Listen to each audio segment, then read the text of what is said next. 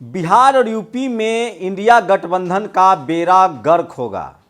क्या आपको सचमुच लगता है कि 80 सीटें यूपी में हैं और 40 सीट बिहार में नीतीश कुमार और आरजेडी का गठबंधन जीत जाएगा? अखिलेश यादव और जयंत चौधरी का गठबंधन जीत जाएगा? माफ़ कीजिएगा, नेशनल दस्तक का सबसे ज़्यादा दर्शक भी इसी दोनों राज्य में हैं, लेकिन मुझे दुख के साथ सच कहना पड़ेगा। मैं सच आपसे नहीं छुपाऊंगा, नहीं तो मुझे आपको गुमराह करने की मुझ पर पाप लगेगा। मैंने आपको हर बार सही कहा है। मुझे आपको याद होना चाहिए 2014 में मैंने आपको कहा था कि नरेंद्र मोदी की सरकार आएगी। 2015 में मैंने बनारस से आपको कहा था कि बीजेपी चुनाव जीत रही है क्योंकि उसने ओबीसी पर फोकस किया है। 2019 में मैंने आपको कहा कि बीजेपी चुनाव जीत रही है, और इस बार मैं फिर कह रहा हूं कि बिहार, यूपी समेत तमाम राज्यों में एक गलती की वजह से इंडिया गठबंधन चुनाव हार जाएगा, और नरेंद्र मोदी ने ठीक नाम दिया है घमंडिया गठबंधन। नमस्कार, मैं शंभू कुमार सिंह और आप देख रहे हैं नेशनल दस्तक। पहले मैं फिर आपको ले चल रहा हूं बिहार में 40 सीटें हैं लोकसभा की। पिछली बार 17 सीटें बीजेपी को आई थी, 16 पर नीतीश कुमार जीते थे, मतलब 39 सीटें बीजेपी के पाले में था। एक सीट कांग्रेस के पाले में गई थी, जो सीमांचल का सीट है। इस बार क्या होगा? क्यों नहीं नीतीश कुमार तेजस्वी यादव का गठबंधन जीतेगा, और कितना मार्जिनल एरर वोट से ये लोग हारेंगे? तो पहली बात ये है कि बिहार में अगर 15% मुस्लिम और 15% यादव में वोट मिला ले, उसमें कुछ शेड्यूल कास्ट वोट भी मिला ले, कुछ कुर्मी वोट भी मिला ले, तो 30% का आंकड़ा जाता है। 15% मुसलमान और 15% शेड्यूल कास्ट, यादव, कुर्मी का वोट, ये दो बेस बैंक वोट है जो मिलता है, टोटल होता है 30%। अगर इसको 100% पोल करा ले तो भी ये वोट आता है 30%। अब सोचिए, इस 30% वोट से कौन जीतने वाला है? एक फैक्टर था महिलाओं का वोट, वो भी हाथ से जाता रहा। कांग्रेस के पास वहां कोई अपना वोट बैंक नहीं है। क्या कांग्रेस के जो अध्यक्ष है अखिलेश प्रसाद सिंह, जो सवर्ण जाति से हैं, एक वोट दिला पाएंगे? आपको क्या लगता है कोई सवर्ण वोट करेगा? अब मैं आता हूं बीजेपी के पाले में। 15% बीजेपी के पास वोट है, जो सवर्णों का वोट है, और वो वोट उनको एक मुश्त मिलेगा।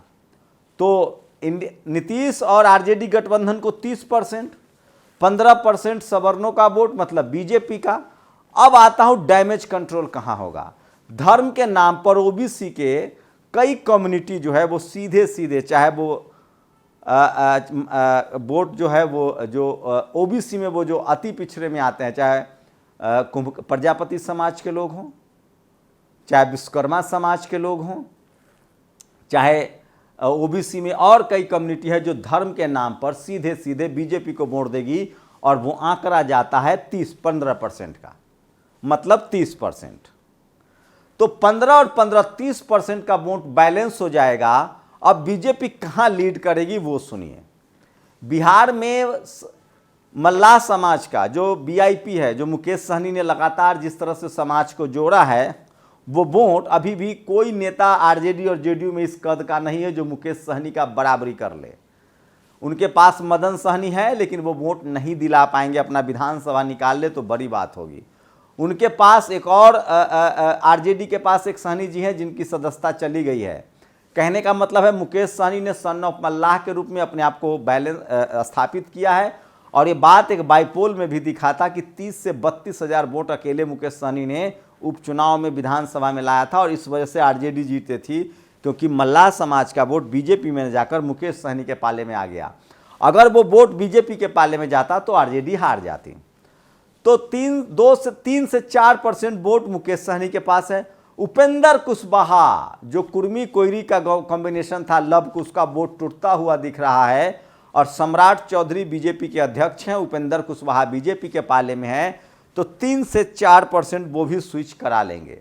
आरजेडी के पास एक बड़ा नेता है, तुलसीदास के जो बेटे हैं आलोक मेहता, लेकिन उनका ठीक ढंग से इस्तेमाल नहीं हो रहा है। तो वो वोट उनके पाले में नहीं जाता हुआ दिख रहा है। तो डेंट लगेगा, 3% का भी डेंट लगता है। तो 3% और 3%, 6% बीजेपी एक्स्ट्रा वोट करेगी, क्योंकि ये दोनों बीजेपी के पाले में जा सकते हैं। 5% वोट अकेले चिराग पासवान ट्रांसफर करा देंगे बीजेपी को।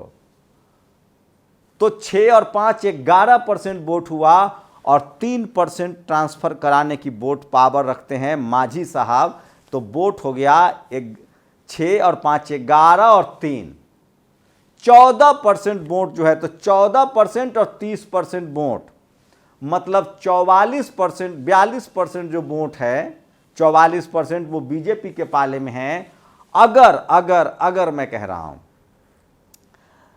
शेड्यूल कास्ट का कुछ वोट जो सोशल जस्टिस के नाम पर, खासकर जो बीएसपी एससी समाज का कुछ वोट जो है वो आरजेडी और जेडीयू को जाएगा, जो अम्बेडकराइट हैं, जो सोशल जस्टिस में भरोसा रखते हैं। लेकिन वहाँ भी मायावती तुरूप का पत्ता साबित होंगी। अगर मायावती इंडिया गठबंधन में होती तो कम से कम 5 से 6% वोटों का इजाफा होता इंडिया गठबंधन में। मतलब साफ है कि 30 से बढ़कर ये 36% हो जाता। अब आप कहेंगे लेफ्ट का वोट बैंक कहाँ जाएगा? अरे लेफ्ट का अपना कोई वोट बैंक नहीं है। दलित, पिछड़ा, आदिवासी उसका वोट बैंक है। आदिवासी बिहार में कम है, दलित समाज के लोग हैं, ओबीसी हैं। अब वो उसी में मैं इंक्लूड कर रहा हूं। अब आप कहेंगे कांग्रेस का कोई वोट बैंक नहीं है। आरजेडी का अपना 30, अगर आरजेडी अकेले भी चुनाव लड़ती है तो 30% वोट उसके पास अपना है, खासकर यादव समाज का, मुस्लिम समाज का, और लालू यादव के सोशल जस्टिस पर तमाम पिछड़े दलित आदिवासियों में उनका अपना वोट है। उसके बाद मैं फिर कह रहा हूं, तो ये सबसे कमजोर करियर नीतीश कुमार 3% से 4% वोट इजाफा करा पाएंगे आरजेडी का। लेकिन सोचिए, आरजेडी का 20 सीट तो बनता है, 20 सीट पर आरजेडी लड़े, लेकिन नीतीश कुमार को 10 सीटें भी नहीं मिलनी, 5 सीट मिलनी चाहिए।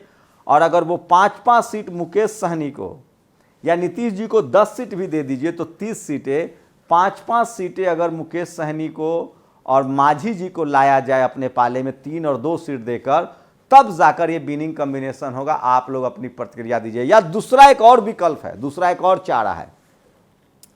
चारा ये है कि नीतीश कुमार की पार्टी और तेजस्वी यादव की पार्टी जो सवर्णों को टिकट बांट रही, क्योंकि बीजेपी तो सवर्णों को टिकट देगी, लगभग 20 सीटें पर बीजेपी लड़ सकती है चुनाव, और 20 सीट में वो 5 सीट वो एलजेपी को दे सकती है, 5 सीटें वो मुकेश सहनी को दे सकती है, 5 सीट में फिर उपेंद्र कुशवाहा और वो, और 25 सीट वो खुद लड़ेगी।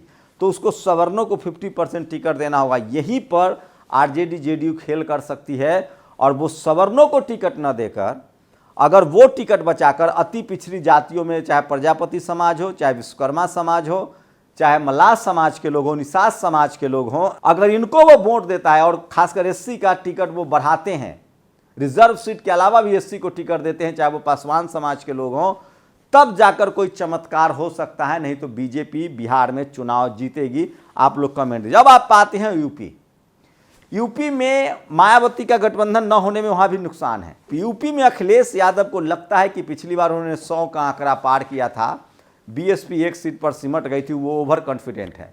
पिछली बार भी उन्होंने अखिलेश जैन चौधरी को बहुत टरकाया था, राजभर साहब को भी, ओपी राजभर को भी टरकाया था, स्वामी प्रसाद मौर्य भी तो उनके पाले में पूरी हवा चल रही थी, उसके बाद भी 100 सीटों पर सिमट गए।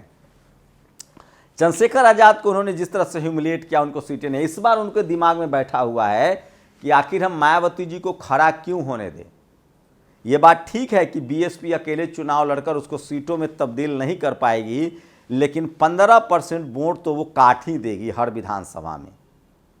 सीट में वोट तब्दील ना हो, लेकिन समाजवादी पार्टी को डुबाने के लिए उतना काफ़ी है। जयंत चौधरी और समाजवादी पार्टी का कॉम्बिनेशन डाल दें तो ये आंकड़ा, अगर मुस्लिम और यादव भी जोड़ दें, जाट समाज को भी जोड़ दे, तो यह आंकड़ा 30% से आगे बढ़ता हुआ नहीं दिख रहा है। और बीजेपी के पास वही कॉम्बिनेशन है, 15% सवर्ण का वोट, 15% ओबीसी का वोट, मतलब 30%, और उसके बाद अनुप्रिया पटेल, निषाद, ओपी राजभर, ये उनको 10% वोट ला कर देंगे। मतलब वो आएगा 40 से 42% पर उनका आंकड़ा जाएगा।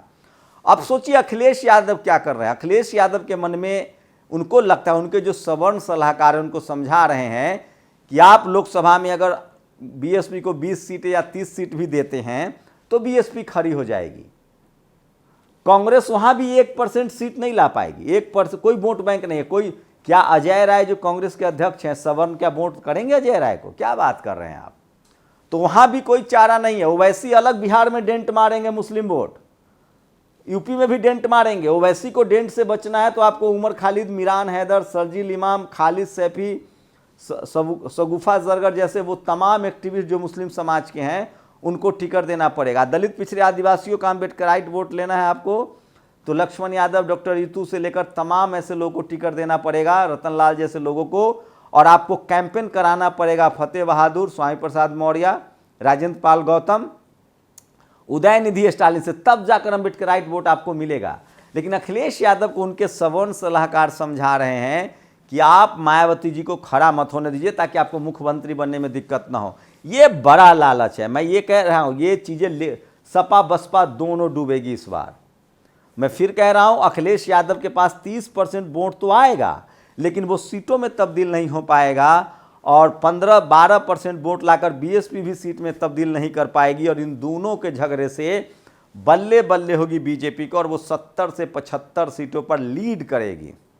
लेकिन बीजेपी को हराया, अखिलेश यादव को अगर लगता है कि वो मुख्यमंत्री बन जाएंगे अकेले तो गफलत में हैं।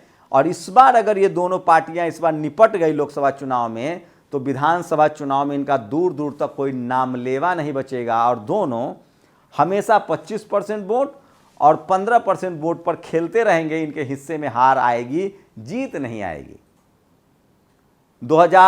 मैं फिर कह रहा हूं 2014 से बीएसपी चुनाव नहीं जीती है, 2009 से बीजेपी नहीं जीती है, बीएसपी नहीं जीती है।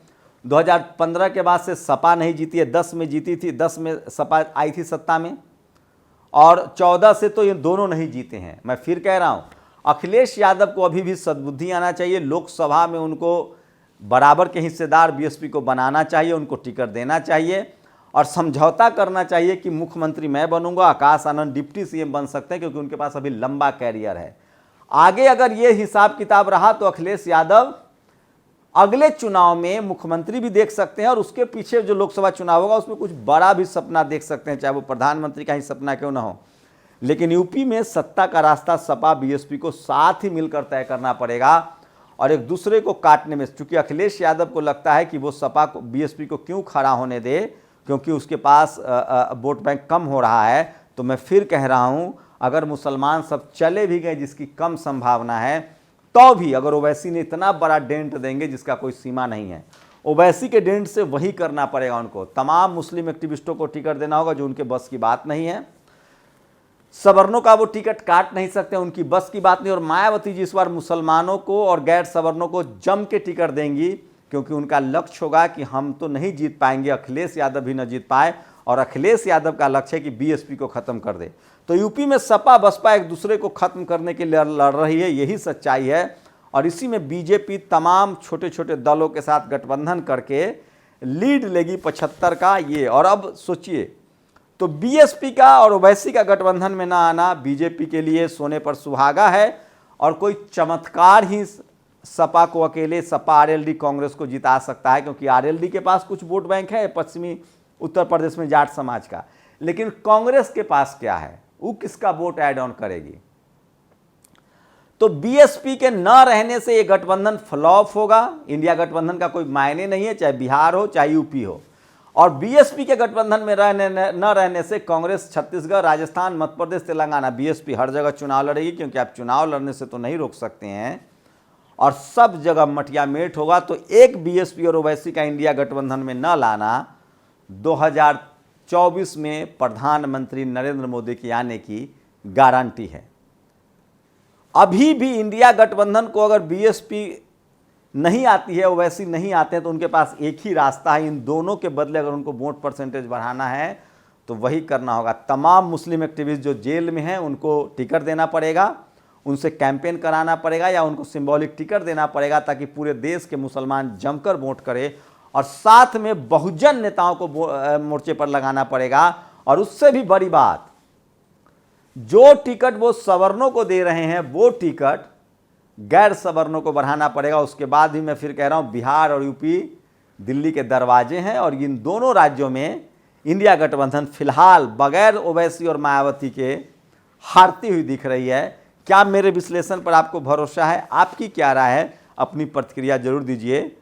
मैं आपको आगाह कर रहा हूं, नतीजों से पहले अपने आप को कमर की जो सीट बेल्ट है ना उसको बांध लीजिए। शुक्रिया। नेशनल दस्तक की आपसे गुजारिश है कि अगर इसको बचाना चाहते हैं तो नेशनल दस्तक को सब्सक्राइब करने के लिए रेड कलर के सब्सक्राइब बटन को दबाएं, फिर बेल आइकन की घंटी दबाएं। नेशनल दस्तक को बचाने के लिए बहुत जरूरी है कि हर खबर को शेयर करें, लाइक करें, कमेंट जरूर करें।